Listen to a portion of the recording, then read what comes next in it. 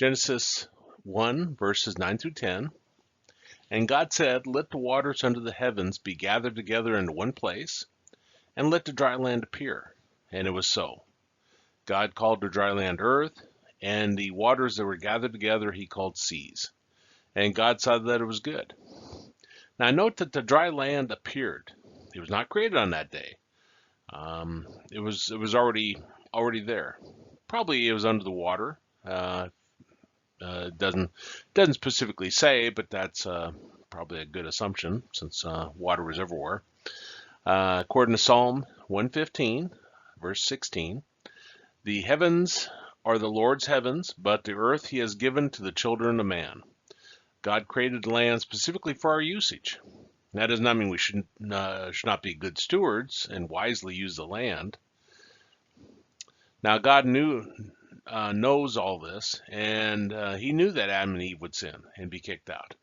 Perhaps this is why so much land was created. Otherwise, it would not be necessary.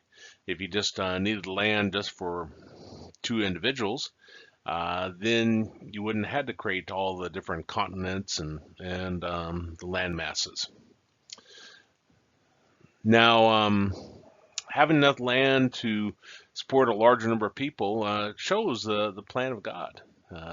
Now, it isn't what he wanted.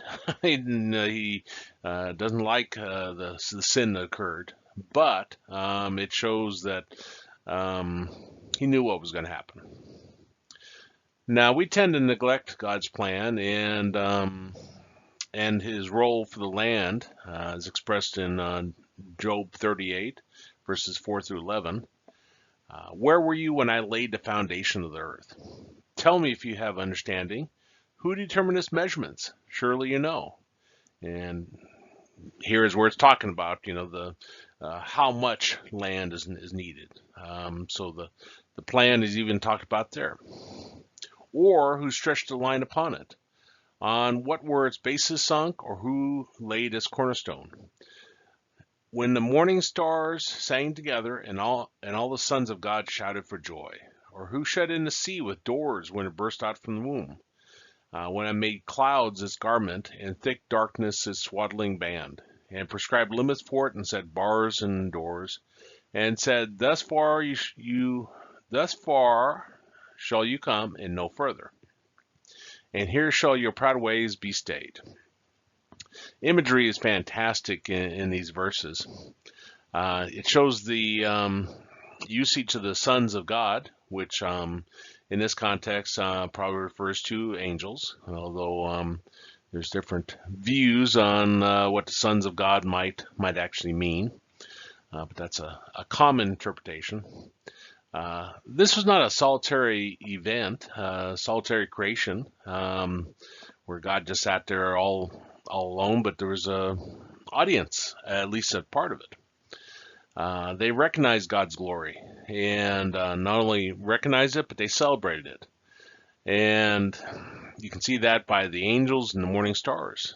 And I can imagine what it must have looked like with all the creation being done, not just on Earth, but all the planets, the universe, and all the science, the physics that goes along with it. What a sight it must have been. Now notice the usage of the word seas. According to Psalms 104, verses 6 through 9, you covered with a deep as with a garment. The waters stood above the mountains. At your rebuke they fled. At the sound of your thunder they took to flight. The mountains rose, the valleys sank down to the place you appointed for them.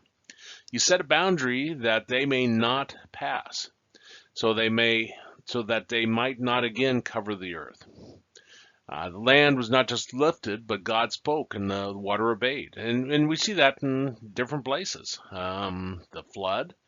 You see it in the parting of the seas, where God has control of all the elements. Now, this does not mean that, because this occurred before the flood, this does not mean that he wouldn't allow it to flood the earth. But again, it wouldn't cover the earth altogether. like the previous day, so that although he did flood it later on, no longer would it be just the water. All things are in the control of God and do not just happen. Unless God's plan at that time is to let nature run its course. He definitely can control all aspects of creation, such as seen later with the controlling water. That question is, what is this boundary they refer to? Perhaps this is sea level, and I'm not very good with science, so I could not say what sea level really represents. Obviously, it refers to the the level of the sea, but what prevents the sea from rising up? Is it really just the amount of water, or is it something else? Perhaps it's the elevated areas. Perhaps it is the amount of water. But definitely, this boundary is also spiritual and kept in control by God. You know what prevents the Arctic and Antarctic to not lose all their glaciers and ice blocks and have that sea level rise. God's in control, and that's comforting.